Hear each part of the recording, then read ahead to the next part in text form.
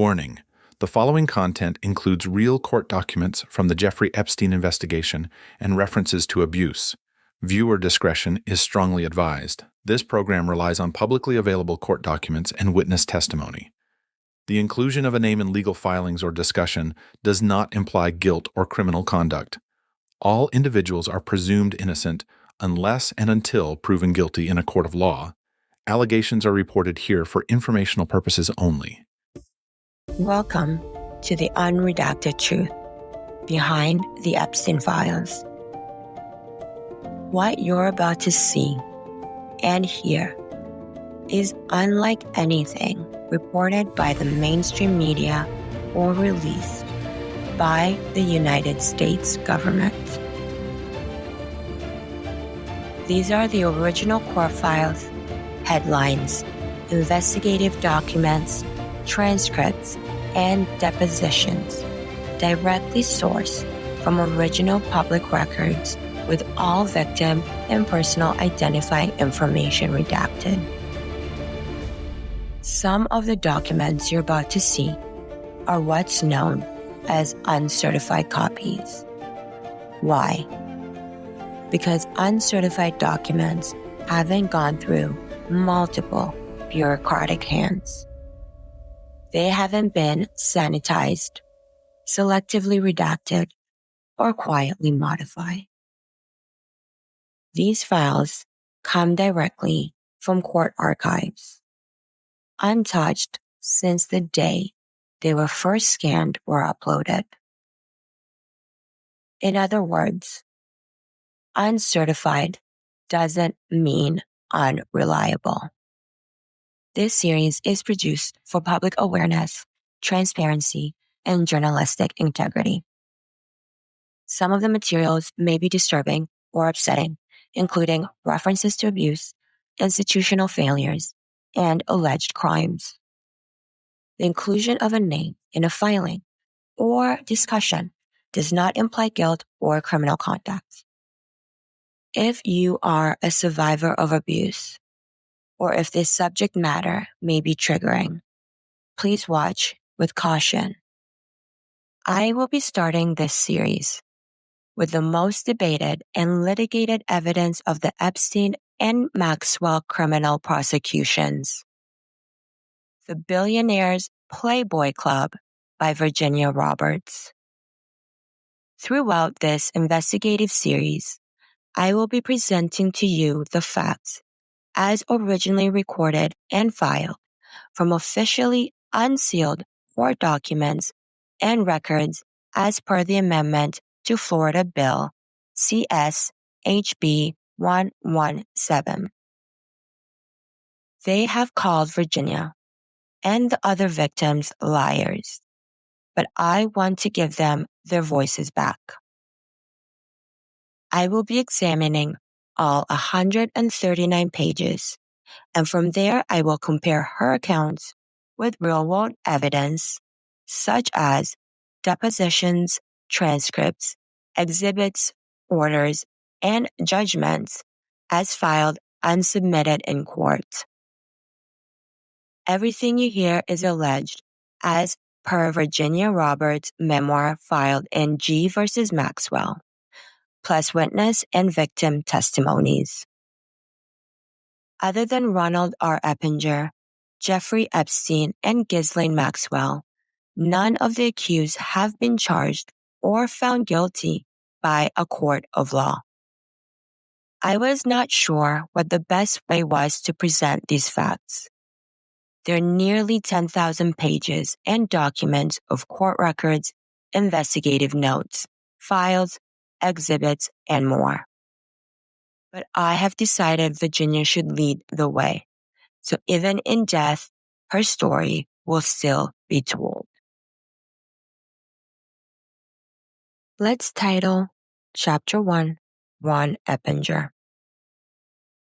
Chapter 1 begins with a 13-year-old Virginia as a runaway camping out on Miami Beach in the summer of '97. I was 13 years old and hiding from a world full of hurt, sitting on the shoreline for hours watching the sunset fall deeper into the horizon My eyes were glazed over with tears, not from being wind-whipped by the rough sea breeze, but from reflecting on the abuse I had encountered as a young child and how everyone in my life who was supposed to be there for me had now turned their backs on me in abandonment. On her third night camping out underneath the stars of Miami Beach, hungry and desperate in her situation, she sets out to find an empathetic stranger, hoping she wouldn't have to spend another night hungry. The excitement of escaping another group home had quickly faded away with the solitude she felt as everyone she approached simply turned her away. And reacting as a 13-year-old child would, she sat on a curb, placing her head into her knees and sobbed. When suddenly, a stretch black limousine pulled up. He introduced himself immediately as Ron Eppinger, a businessman who owned a successful modeling agency called Perfect 10, flaunting his oozing wealth by introducing one of his many girlfriends. The beauty next to him was Yana, a supposed model from the Czech Republic who looked like she would be in her early 20s with the heavy load of makeup she was wearing, but really was only in her late teens. She kissed me on both cheeks and politely said hello in a thick Czech accent, making me feel a little more at ease. Convinced it couldn't be that bad, there was another girl in the car, right? I couldn't be more wrong. What Virginia did not know was that Ronald R. Eppinger was the architect of a trafficking network, the first to recruit and trap the 13-year-old Virginia into a life of sexual servitude and abuse. Virginia's words in Chapter 1 detail the horrific experience she had with her first captor, Ronald Eppinger. From the start, Ron applied multiple tactics of manipulation, preying on her vulnerability and innocence.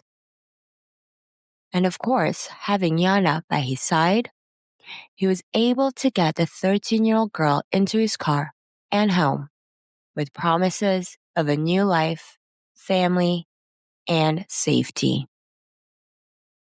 I proceeded to introduce myself, besides what he had found out about me on the curbside, telling him my name and a little bit about how I ended up on the streets, explaining that I could take care of myself and I didn't need my family or anyone else to look after me anymore. Looking back later in life, I can now admit I was in a terrible state. But being such a headstrong teenager, I refused to give in. He asked my age and I told him I was 16 at first. He coyly replied, "Are you sure? I think you could be telling me a fib. How old are you? Really? I won't be mad." Being a terrible liar, I knew I had been caught out and couldn't deny it any further. I told him the truth and he chuckled, then paused, and answered in a very serious tone. "As long as you never lie to me again, I'll take you in." Right away I pondered to myself, what did he mean, take me in? Wanting to put her at ease, he told a story about a daughter who 7 years ago had passed away in a horrific car accident, and how difficult it was for him as a father to get over the loss, which got him the exact reaction he wanted, and so he turned up the heat, pretending that to one another they could finally be the father and daughter each had longed for. I reacted with sheer sympathy and gave him my pity, believing this man had a heart. His next proposal was eerie. He said, "If you wanted, I can be your new daddy. Someone to take care of you, and you'll be my new baby forever. He stroked my head such as a caring parent would comfort a scared child. A part of me wanted to accept his words and believe he could really feel that way. And then I considered how hard it was living on the streets. In the end, I convinced myself this would be the lesser of two evils.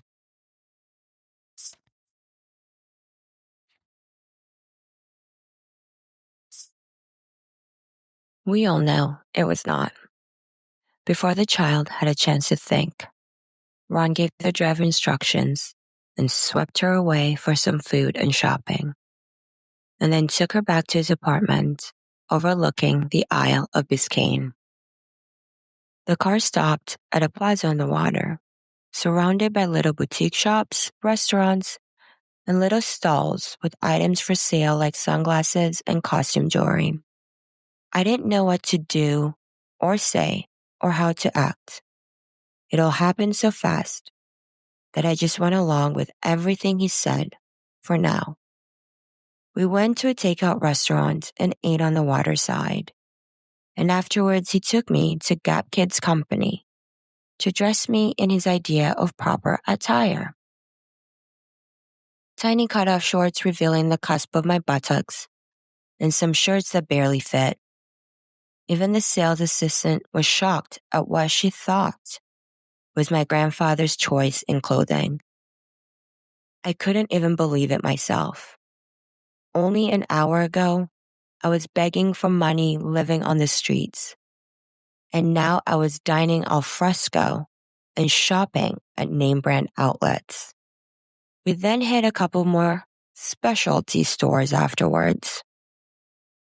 He said he had to buy me a few more necessities to start with. Lacy G-strings, and what looked to me like lingerie pieces I had only seen grown women wearing in magazines or movies. That was now part of my wardrobe. In my mind, it was a big step up from being a little girl. The driver then took us back to Ron's grand apartment.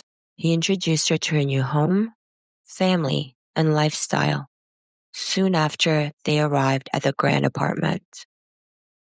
Her little mind went into survivor mode, which meant becoming who they told her to be. Entering the residence, I was blown away by the spectacular view, rich decor, and white marble floors that were so glossy it looked as if I was stepping on glass. He took my shopping bags to a large room at the back of the apartment and put them into a small closet. The room was considerably large, with glass exterior walls that maximized the potential of the panorama landscape, soaking in the seascape of Miami. In the room was a gigantic round bed raised off the floor by 3 steps and a mirror on the ceiling. When I asked him where I would be sleeping, he then sickly replied, "With me, silly. Where else, of course?" With no room for argument, I pretended to be okay with everything that my common sense was screaming out in my head to run. Next, I was taken down a long hall at the other end of the apartment to meet 5 more exotic beauties. 3 girls were in their late teens and the other 2 were in their early 20s. All of them were from the Czech, here under false passports provided by Ron and his contacts. Yana held my hand while introducing me to the group of girls as Baby, a pet name she came up with for me, being I was the youngest one of them, and the youngest ever to be brought in by Ron for that matter. It became my new identity, not even worrying to mention my real name to anyone anymore. My identity was no longer important to me. I wanted to become someone new, and Baby is who I was. Virginia was coaxed into a fantasy that lasted less than 12 hours. The 13-year-old's life soon revolved around pleasing Ronald's every perverted desire and being trained. A shocking first impression. The girls were completely nude, revealing their voluptuous young bodies with such a careless ease. And others were in just a G-string, similar to the ones Ron had bought me earlier. They were all stunning girls and full of life, charismatic and beautiful. They were the girls who should be on the front of billboards, not selling their bodies to old crude men for sex. Doing each other's makeup in front of the mirror and chatting away on the bed with no care in the world. Aiming at persuading me to see the highlights of the life Ron gave them, and they almost did.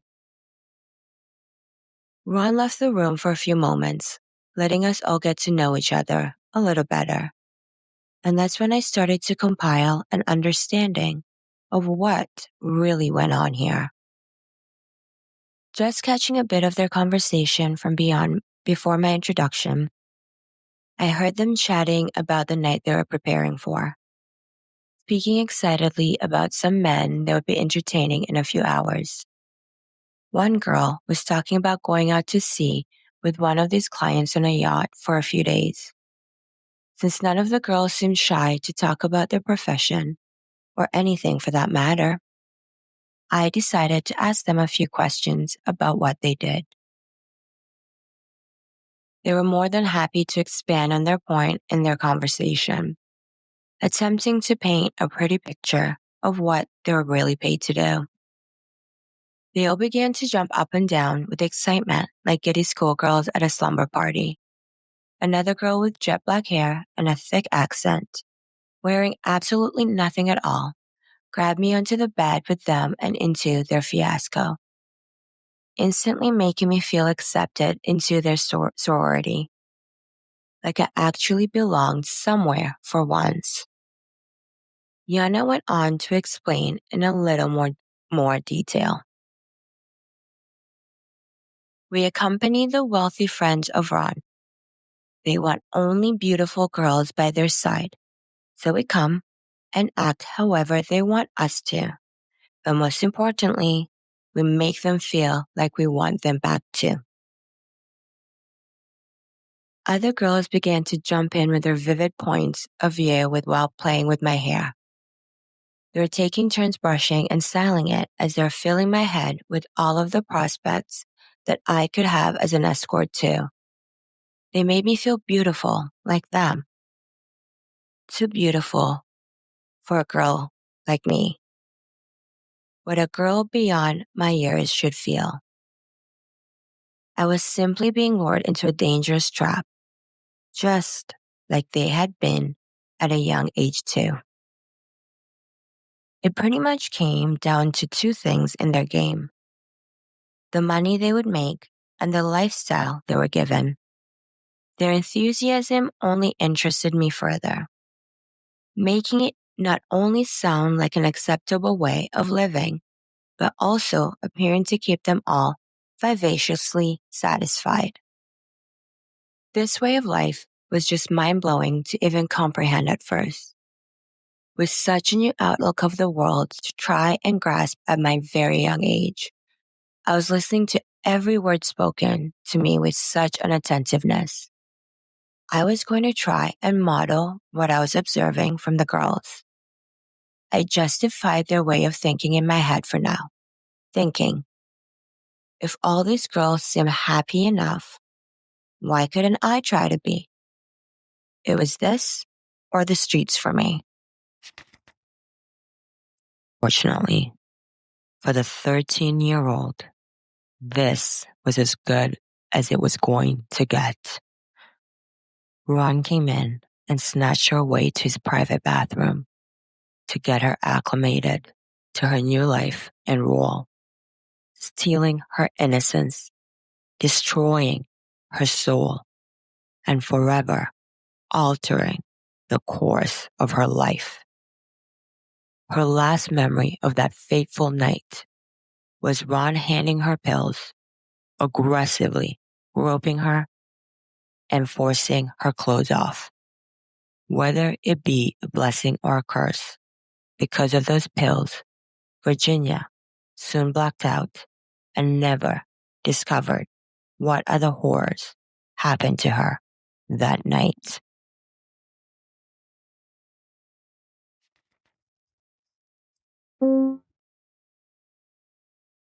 The next part of the story includes graphic and unsettling details. Listener discretion advised. Days turned into weeks, being a servant to the sexual desires of this distorted pervert. I dreamt of escaping, but where would I go? And how would I get away from Ron with him controlling every second of my day? Separating myself from the other girls, being so uncomfortable with enduring the everyday occurrences. I was longing for the solitude of the beach again. They were training me to be an escort prodigy or something like that. Outrageous orgies were conducted as my lessons, with the girls teaching me all of their tricks in the game. It was all for the sake of men's perverted fantasies. They didn't get anything from being sexually exploited and molesting each other except getting paid for it. Everything from oral penetration to penetration with toys, I was expected to not only to join in, but even perform ludicrous acts of hedonism. I was 13 years old and had never heard the terminology of these sexual acts before, and definitely shouldn't have been learning them firsthand. Thrown into a world of chaos, I didn't know what to do except be as compliant as possible, even when asked to do the most degrading tasks. The excitement of the lifestyle he offered quickly diminished once I had to pay so dearly for it. The girls that subdued to this lifestyle and enjoyed it definitely put on a good act. But no little girl with hopes and dreams of their untainted future turns to her mother and says, "One day, I dream of being a prostitute, passed around from man to man, only to grow older, regretting so much of my life." It was all part of an illusion that Ron painted for us that made it seem so alluring in the first place. Spending my days with Ron, he took advantage at every chance given. Even in his convertible, with the top down, I would be forced to go topless while he drove around. When I asked him why one day, it was supposedly so I could maintain an even suntan. But I knew it was his way of showing off his treasures. It was a far cry from the simple country life I had been raised in. Wearing designer miniskirts and tops that always revealed too much. Of course, due to Ron and the girls determining everything I wore, ate, or spoke. We would spend our days at hair laser clinics, shopping, tanning beds, and eating as little as possible. Through the nights, we're expected to become party animals and greet Ron's clientele with the most flirtatious, utmost attention, and doting as possible. Then whether we went out for dinner, at a party, or at a club, the man would choose his girl and take her home. Every girl had a different price, and so did the charges depending on the various clienteles. But Ron always kept me for himself. That August, she turned 14, and it wasn't a 14th birthday any little girl would want or wish for. But around that time, the FBI started to investigate Ronald Eppinger's business because finally, someone with eyes and a conscience said something. An anonymous call was made to the missing persons unit at the local police, identifying a very young girl as a possible victim of abuse living in the apartment. Now, unlike the other girls, Virginia looked young for her age, plus her blue eyes and freckles gave the impression of youthful innocence. When Eppinger was tipped off about what a possible investigation, he carried the girls off and moved everyone to a ranch in Ocala, Florida, where he could wait for the heat to die down. Dwelling in sadness for the 14 years of suffering and loneliness I had already endured, the tears welled up in my eyes, trickling downwards, making my eyeliner inevitably leak down my cheeks. Inside, I felt so trapped and began to entertain the thought of jumping over the edge.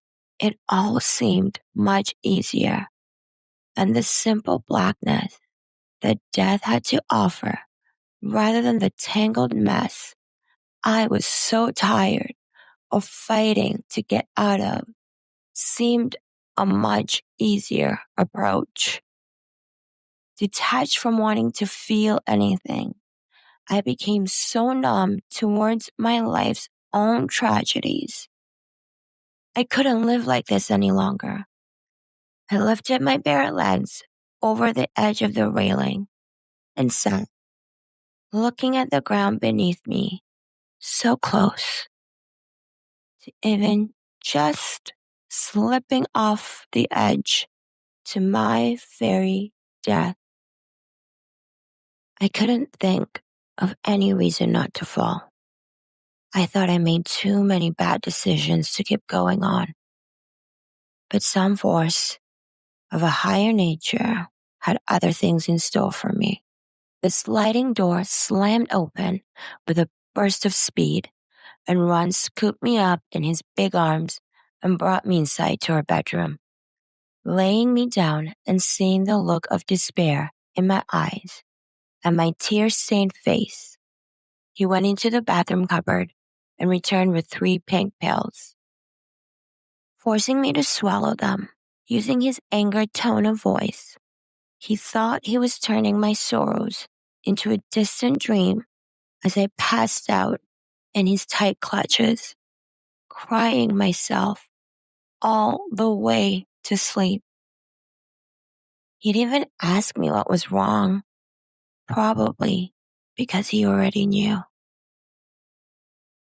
Soon enough, the crumbling of his evil empire in the underworld of selling sex for his own advantage began with a single crack in his perfect scheme. And proudly, it all started with me. Ron got a scare one day and rampaged through his apartment, telling us girls to not only pack our important belongings and some clothes, as we all had to leave right away. I didn't have much belonging to me, so I basically sat there watching everyone rush around frantically. And I was curious, what could have gotten a man like Ron so scared? Once we were packed up and in the limo, he was trying to calm the frantic girls down after all the panic that spread through the apartment like wildfire. I was the only one sitting there half amused at the entire situation. He began by assuring us that everything was going to be fine. Calmly, he continued to tell all of us, packed in tightly, even for a limo, that we were all taking a long trip to Florida's countryside because someone has reported an anonymous tip to the missing persons unit at the local police station identifying a very young girl as a possible victim of abuse living in his apartment. Ron knew what a landmine of trouble he brought him upon himself, making an exhibition out of me on the streets of Miami. I didn't pull off looking older like the other girls. I actually looked younger than my age, with my blue eyes and freckles always giving the impression of youthful innocence. Now we had to do whatever it took to ensure we stayed far away from the authorities as possible. During this time, Virginia did her best to isolate and hide away until the evening. Whenever else, Ronald demanded that her and the girls entertain him. She would spend her days under a tree watching the horses graze, writing on her journal, dreading the nighttime. Ronald would start by plying the girls with pills and alcohol before defiling them to his satisfaction the rest of the night. Virginia started to sneak into a quiet room any chance she could get to talk to TJ. Tony, the childhood friendship that had developed into her very first crush, right before her world turned upside down. She missed Jenna, the girl she used to be. And after 3 months of no contact with any family or friends, she reached out to the only person she thought still cared enough to talk to her. Other than those brief moments on the phone with TJ, the rest of her days were filled with alcohol, Oxycontin, and abuse. But little did she know that those phone calls were being monitored, and she was being watched. A housekeeper soon after told Ron what she was up to, and after that, he decided she was too much of a liability.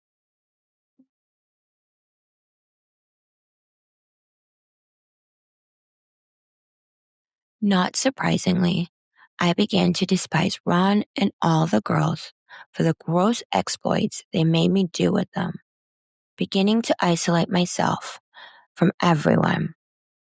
I'd rather spend my time sitting under a tree watching the horses graze, writing in my journal, or painting, but mostly avoiding everyone as much as possible, unless Ron required me elsewhere.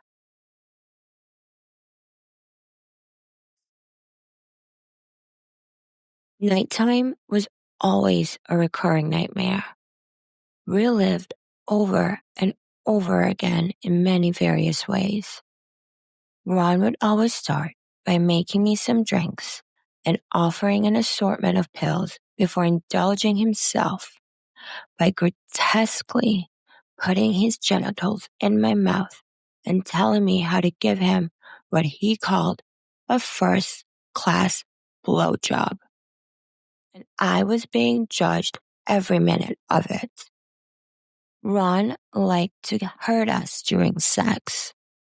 These nights went on what seemed like an eternal sentence for the price of not living on the streets, where unfortunately, for the ones still there, I feared and I knew from my own personal experience could be much worse.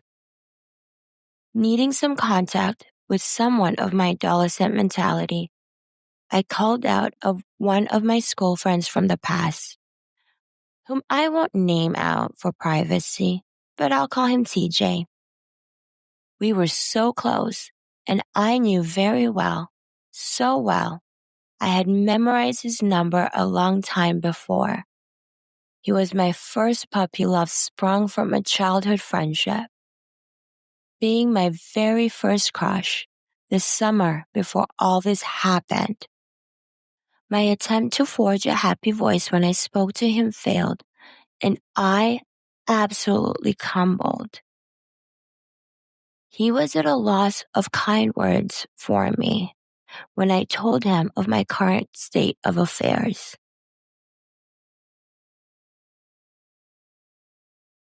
Thinking I had slipped away unnoticed, I entered into the bedroom that I shared with Ron, hoping I got away with my brief and very needed phone call. The place looked empty and everyone else seemed to be out and about, so I decided to have a bath in the spa and try and relax before the night's precautions. My body glided into the steamy water as I began to think about TJ and how good it felt just to hear from a friendly voice. My thoughts drifted into the days I missed, when I felt I could be silly and childlike, and I nearly forgot for a moment how grown up I was acting these days.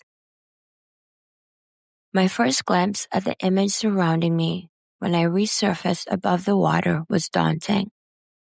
There was Ron, standing over my tub looking down at me with an eager display of his arousal.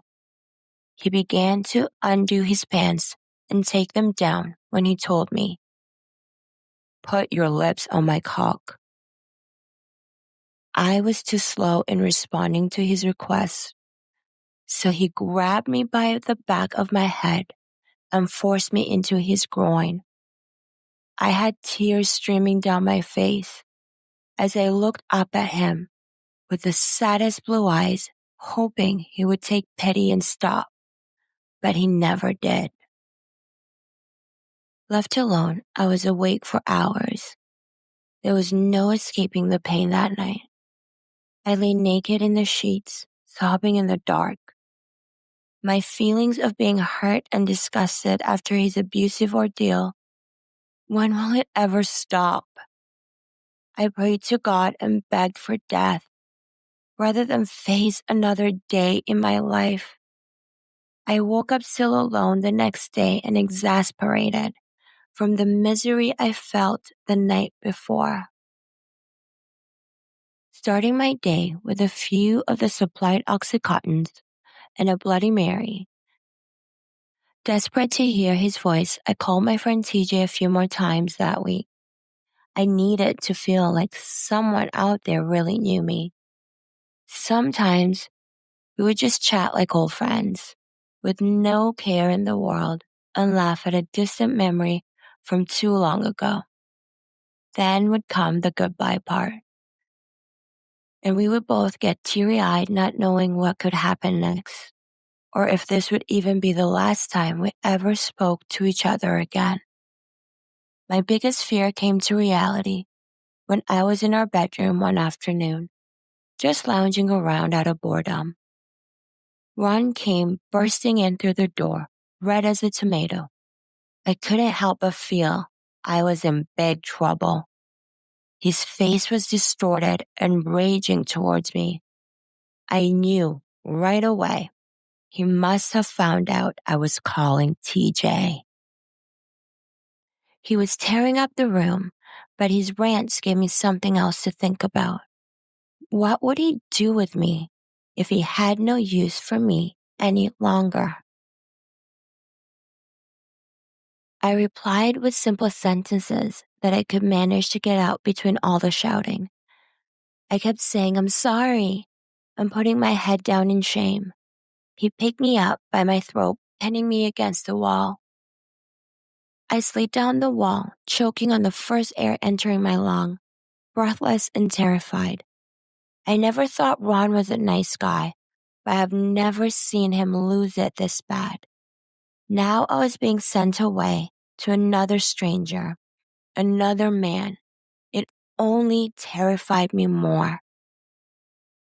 The girls came in to say their goodbyes. All of them were crying and asking me in their best English languages why I had to call someone and lose everything. I was able to find out through the broken sobs of the girls that the confession came from the housekeeper, who said she saw me use the room regularly, but it was never messed up. So Ron looked at the recent phone bills and found the same number dialed from the room consecutively. He knew it was me right away. At least he didn't know it was another guy, I thought to myself. Or probably I wouldn't have made it out of there alive. Chapter 1 ends with Virginia being forced to quickly pack and being firmly warned to only take the few clothes she had, leaving behind all her books, music, and anything else she once owned.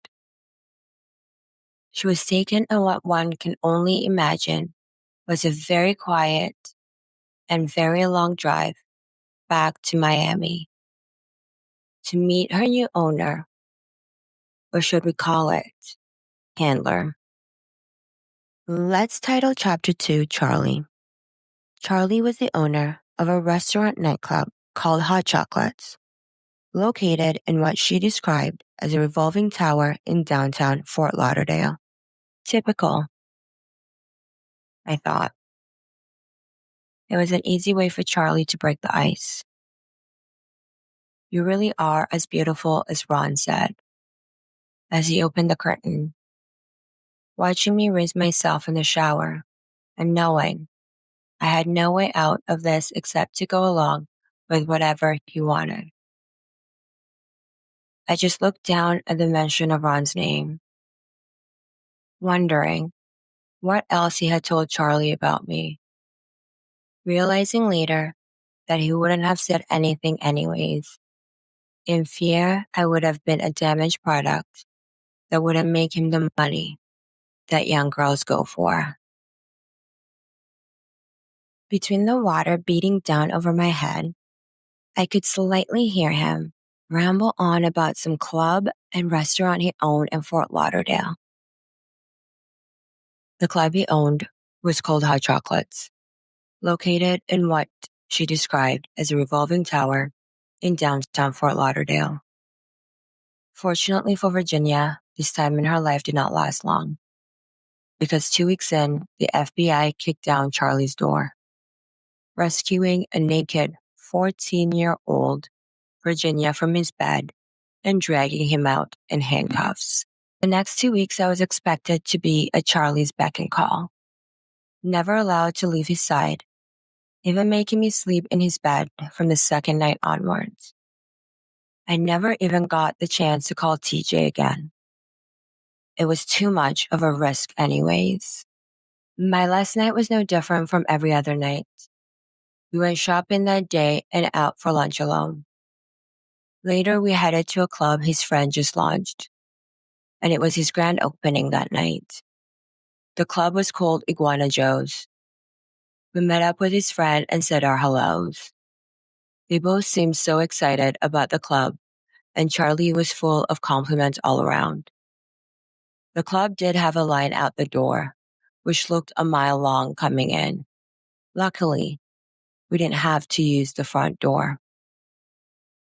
We danced for a while, having a few more drinks, and after about 2 hours, Charlie said he was ready to go home. What a daunting time to look forward to. It was bad enough to have to entertain him at every given second of the day. But his grip on me was so stifling, I felt so choked, I could hardly breathe, much less sleep. Eventually, my overworked mind would drift in and out of a restless sleep, but constantly on edge. Many of the nights, I thought of escaping, but where would I go? Would one of Ron's so-called, so connected informants find me and turn me into him to be disposed for good? As if my guardian angel was there the whole time, listening to my secret prayers. My rescue came the next morning, with an abrupt bursting through the bedroom door at about 6 a.m. Charlie and I were still lying in bed together, and his grip on me was still tight. In too much shock to move, 3 of the men grabbed Charlie and threw him to the floor and cuffed him. I sat up in bed, with my sheets covering my naked body, and watched as they dragged Charlie from the room. Still completely nude, he wasn't even allowed to get dressed. Another agent had to come back into the room to find him a pair of shorts. I could hear him screaming at the top of his lungs, all the way outside. He was screaming. And the last thing I heard him yell was, "If you say anything, you know who will find you." I could hear more threats being yelled at me, but I couldn't make out what it was that he was saying. I was in total confusion and couldn't believe what was happening. There were so many uniformed agents. I felt so small compared to all of them, but they were all very kind and helped me out of bed, allowing me to remain covered up with the bed sheets so I could get dressed. The first decency I had been shown in a very long time. It was an odd feeling to acknowledge. I knew the life I had become accustomed to for the last 6 months was now over. And in so many ways, I was relieved, but was also nervous about what lay ahead of me. Turned out, the FBI were following her all the way from Ocala, Florida, where Ron had stashed the girls away, to Charlie's. TJ had called her parents after their first phone call, because no matter how much she had wanted to hide it, the 14-year-old's emotions had taken over, and she had confessed everything she was going through to TJ. And because of that courageous act, the FBI started tapping the phone lines and recording every conversation. As for Ron, well, he fled the country as soon as he heard of Charlie's arrest, in order to avoid punishment and, of course, protect his very powerful and very rich client list. It would be some time before they would track him down and extradite him back to the United States. Ron was in his mid-70s by the time he was finally arrested and died during his second year in prison. And as for Jenna, she quickly realized that her childhood was lost to her forever. Over the next few hours, I sat down and told the agents how Ron's business worked and what part I had to play to him. I was able to ask how they found out I was at Charlie's house, and they informed me that I was being followed all the way from Ocala, Florida, where Ron had me stowed away for the last 4 months. TJ, my friend, called my parents after our first phone conversation, and ever since then, the FBI were tapping the phone lines and recording every conversation. Completely unaware of TJ's caring act of deceit, I was in such shock that they had been tracking us for so long. I knew now, with or without my help, the FBI had enough on Ron to put him away for a very long time. If they could catch him, that is.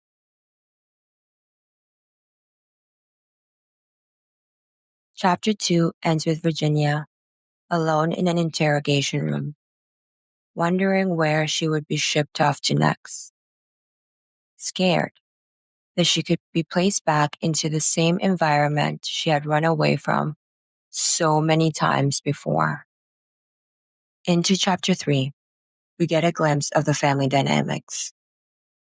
Virginia initially is briefly reunited with her father after the rescue. But instead of the comfort she craved, she was met with anger, shame, disappointment, and betrayal once again. We also get a chance to see Virginia's compassionate heart and beautiful mind. We get a glimpse into the development of her young, fragile psyche and how she came to understand and experience the relationship dynamics with care and authority figures. Maybe we will be able to better understand why she was easily subdued by her captors. Trained to be submissive, but also a typical teen trying to claim her independence. The only time she ever felt a sense of autonomy was through her brief moments of rebellion, like sneaking away to call TJ during her time with Ron in Ocala, running away from abusive and restrictive juvenile facilities, or stashing every discarded bill she found along the way during her captivity. I pondered in anticipation of the dreadful places that lay in store for me. Having to have spent a lot of my adolescence in these places, for the sheer factor that my mother said I was out of control and unable to handle by 11 years old. There were plenty of just reasons for me to be scared of those places. What I knew lay in store for me were constant fights between the rough girls, being settled with violent rage, then out came the pepper spray, and then the strip searches, and worst of all, no sunlight. I hated those places and the memories they gave me. That's why I always ended up back on the streets. No child or even a juvenile should have to be subjected to such unreasonable force and neglect. One very sad girl I'll never forget had a father who had been a heroin junkie, and he decided to play Russian roulette with some of his addict friends, and by fate or chance took the bullet straight through his brain, killing him instantly.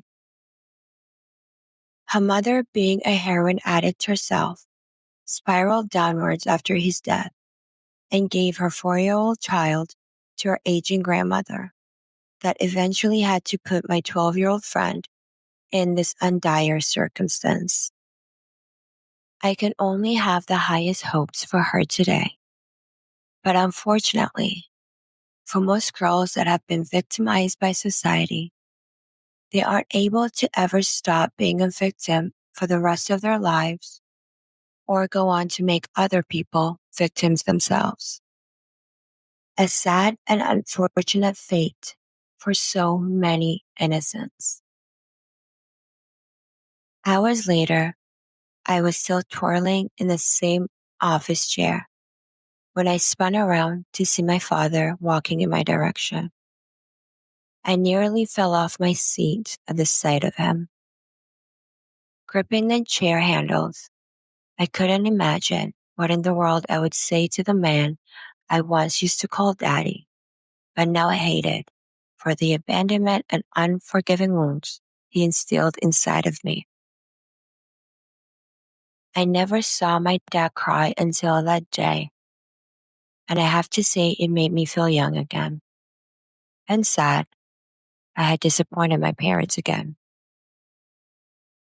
The agents now standing beside us led both of us together into the interrogation room to retell my journey to my father, who they said I had no choice to tell, or they would have to tell him for me. Because I was an underage minor and Ron violated the statutory rape laws, among many others, when he took me back to his apartment and kept me as his sex slave. My dad couldn't believe what he was hearing, and for his lack of better choice of words, asked me to stop talking. He was just happy to know I was alive. The next discussion was led to where I would go from here. Before anyone could put his or her suggestion forward, I leapt in with my 2 bits and made it obviously clear to my dad that if I was to be sent away to another lockdown facility, and if he betrayed my trust again, he would never see me again. I would disappear for good this time. For all he would know, I could be dead in no time on the streets. He looked at me, and for the first time in my life, he saw the many years I had grown up in the time I was gone, and heard the seriousness in the tone of my voice when I made my vow to him. He put his head in his hands and told me the bad news. My mom didn't want me to come home, and she was making his life hell for even suggesting bringing me back into their lives. For some reason, I threatened her lifestyle and drove her crazy. I had been surprised by a lot of things lately, but not that one. The last time I saw my mom, she ever so carefully lied to me and told me she was bringing me to an eye doctor for an infection. Instead, we walked into this tall building with people in uniforms, holding clipboards, and a few muscly guards. She ushered me inside and hurried up to close the large auto-lock doors behind her, leaving me there alone and imprisoned, which is what led me to recently living on the streets. My life was hell as long as she was in control of it. So when she didn't want me back at home, I was fine with that too. In the police car on the way back to the facility, they had to handcuff me in case I ran again. But I had no intention to anyways. I was going to give my dad the week before I began to search for the right opportunity to jolt again. I was like a ghost coming back. A week went by in the facility, spending most of my days locked away in what they called the White Room. A bare room with concrete flooring, no toilet, or even a chair to sit on. The only comfort I had was the blue sweater that was provided to me as part of the uniform, and my hair scrunchie filled with my stowed away cash that no one had found during my unpleasant strip searches. There was one mega bitch female guard named Evelyn, and she used to either really like you or really hate you. And God forbid you're one of the unfortunates that she didn't really like. She'd make your entire stay there an agonizing nightmare, constantly picking on girls who are not strong enough to cope with the predicament or past issues. She'd stand them up and publicly humiliate them. And even when they begged her, through their sobs, to let them sit down, she'd only torment them worse, which only made the strong girls want to antagonize the fragile ones with more malicious intent. Luckily, when I had previously been here, she didn't take much notice of me.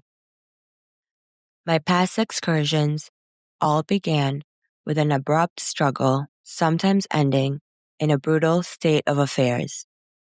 After being pepper sprayed and fastened into some painful lock by forceful men 4 times my size, then tossed into solitary until I saw my next chance to desert. I got to know the guards real well, as I spent a lot of time being dragged down to the White Room by them. There was Jim, a large black man who could have doubled for a Miami Dolphins defense linebacker. John was another big man with a ponytail and a mustache, and he looked like someone who definitely owned a Harley. The last guy, Scott, had a smaller build, but made up for it with the steroid-injected muscles bulging out of his neck. And there was the added height from his curly fro. When they weren't restraining me and holding me captive in solitary, they were actually pretty nice guys, not afraid to have a laugh after some explosive incident, and I held no contempt towards them.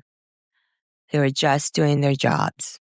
Being back here seemed like an eternity, and while I held up my end of the bargain, unfortunately, my father did not.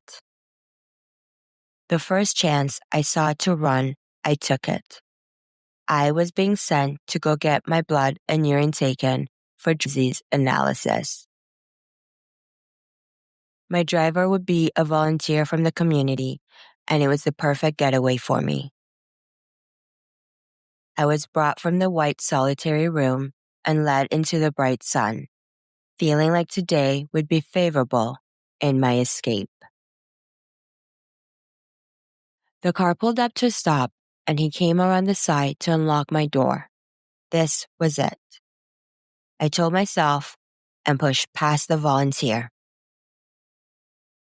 His arms grabbed out at me, but only caught me by my shirt. He didn't put up much of a struggle, like some of the other trained ones I had gotten before. They would put me in body locks of all sorts, but he just tore the collar of my shirt, letting me break free. It was deja vu all over again. Free at last, but where would I go now? With Ron's scouts on the lookout for me, and now the authorities being notified I was a runaway again, I would have a lot of people searching for me, so I knew I had to be careful where I went. My last stop before leaving the shopping center was to use the payphone to call my parents. My dad answered, completely surprised to hear my voice on the other end. I wanted to sarcastically thank him for breaking his promise to me. And I hope he's happy now. He just lost his daughter for good. I stopped to listen to what he was trying to say, and he told me, I was getting you out in a few days. I found you somebody to stay with. She's a good person who has got teenagers your age. I was just trying to convince your mother to sign the papers to get you out of there. I was so outraged at her ability to put her own wants before the needs of her own flesh and blood daughter.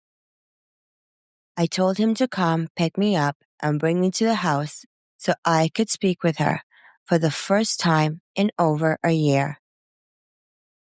But if I felt threatened for 1 second, I will be on my way quicker than a blink of an eye and own my own for good.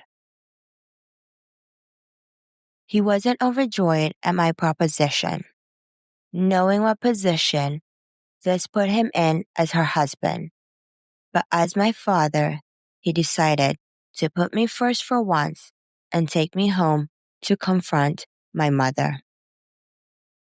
Of course, my mom didn't meet me at the gate or the front door like a long-lost offspring reunited. No. Instead, she waited for me to come find her out back, smoking cigarettes and having a beer. She stood up from her seat and squinted her eyes. Loathing in her hatred, she coldly slapped me hard in the face. The slap stung, but I matched her look with a familiar stone coldness that only she could understand.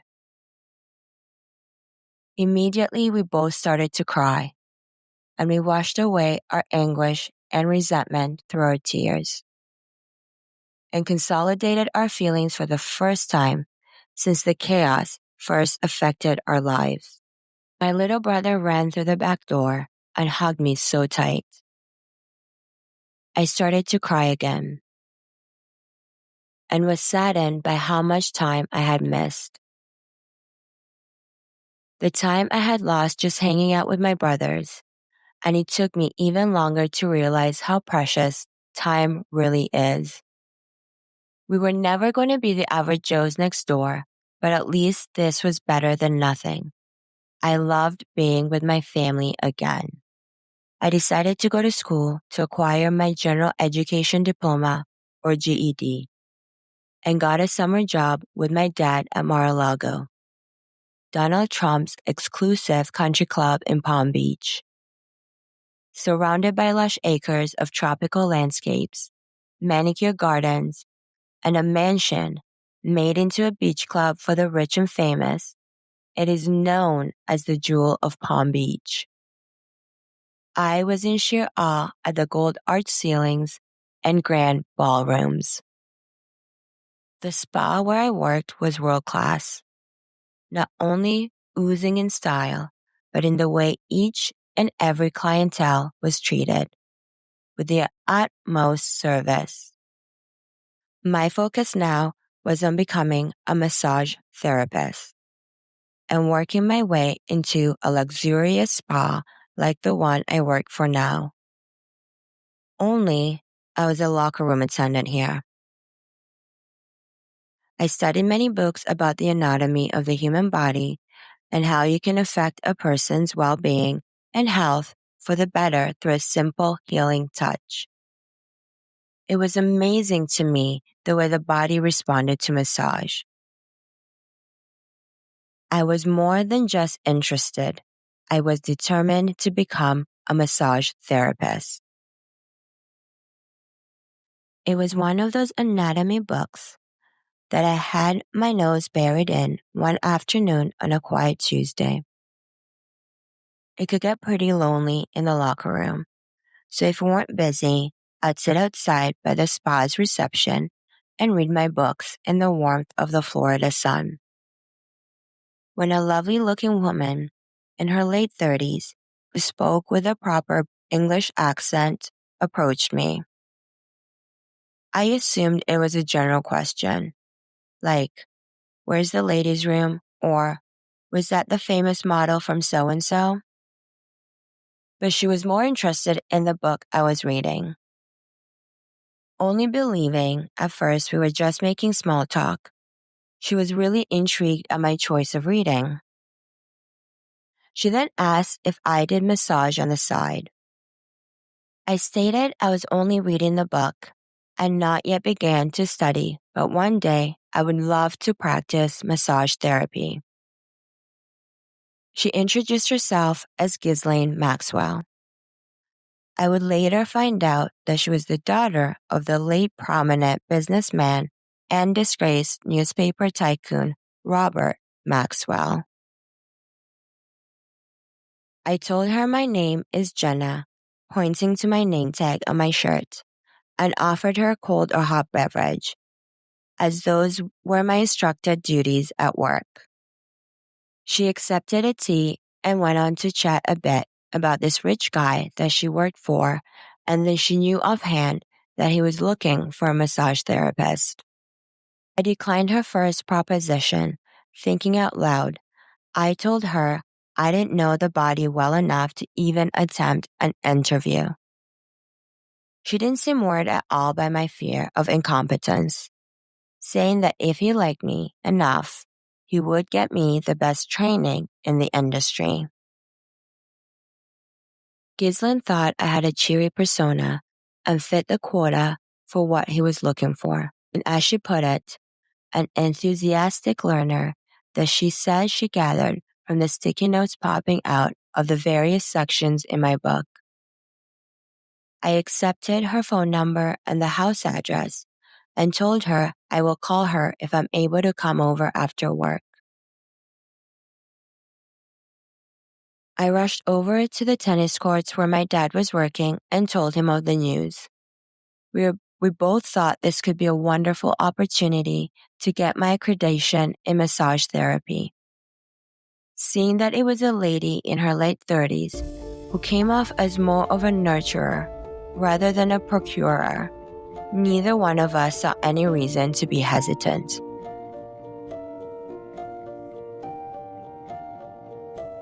By the age of 14, Virginia had learned 3 lessons. The first, if you do not do what adults want you to, or they find you too difficult to handle, they send you away. Just like her mother did when she was 11, Ron, when he sold her to Charlie, and her father, when he allowed for her to be sent back to the juvenile center rather than the difficult conversation he would have had to have with his wife in order to stand up for his daughter.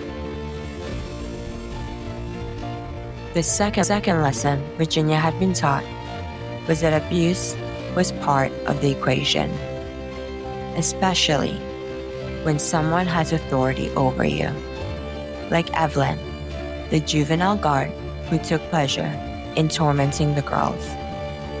Or the men 4 times her size, like Jim, John, and Scott, who pepper sprayed her and placed her small body into painful locks whenever she spoke up or tried to claim any sort of independence. And the third lesson was it was okay if they were mean, because they could be nice right after, as long as you behave and were compliant, doing exactly as you were told. That was what she knew of the world. So by the time it was decided and she was spotted reading her anatomy book, before they got their claws into her, she was already primed from her childhood and time in juvenile facilities to be groomed by Ronald Eppinger and ready for the taking for Ghislaine and Epstein. All she could have hoped for that day on Miami Beach, as she sat on a curb, tears streaming down her face, with her hand out, was a little kindness from a stranger. But Ronald Eppinger saw her vulnerability and innocence as an opportunity to groom a new plaything. What she thought was a good deed from a kind and nurturing woman turned out to be just another trap to enslave, exploit, corrupt, and further destroy her. Every hand that ever stretched out to show any kindness during her short life always seemed to follow that little bit of kindness with trauma and betrayal.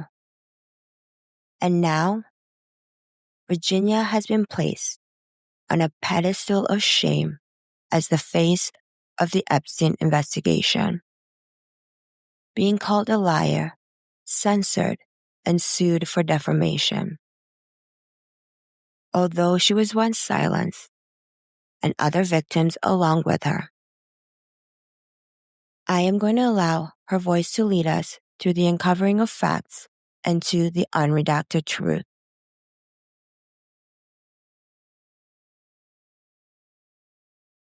Between each chapter, I will be looking at the real-world evidence that either collaborates or negates the facts as she alleges in her book. So in episode 2, I will take the focus away from Virginia's memoirs to real-life evidence. That is, court files, evidentiary notes, and deposition records that pertain to this period of her life. Before moving forward onto the rest of the chapters, which highlight the time she was working for Ghislaine and Epstein. What I want to achieve with this limited podcast series is to give the victims what they've been asking for, their voices back. And now we get to hear all 3 sides of the story, engage our critical thinking, and hopefully get our questions answered. Although minor victim identities remain redacted, I am choosing to hold back all victim names as I read their words across depositions and investigation notes. If the words you hear sound like yours and you want to speak out and come forward, that is your choice. And if you choose to leave that chapter of your life in the past and prefer to focus on what can be and not what was, that too is your choice. Though many names will be mentioned, some we know, others powerful, none of the accused have been charged with any crimes in a court of law except for Ronald R. Eppinger, Jeffrey Epstein, Ghislaine Maxwell, and Jacques-Luc Brunel. Just because someone is mentioned does not automatically mean they were directly involved in child or human trafficking. Think about it like the Diddy white parties. Some knew, some did not, and others were used as pawns.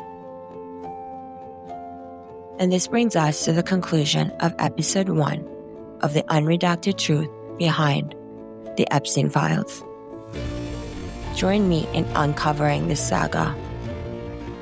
In episode 3, we will take a look at the complete Epstein grand jury transcripts. So, make sure to like, share, subscribe, and follow if you're tired of the games and just want to get to the unredacted truth.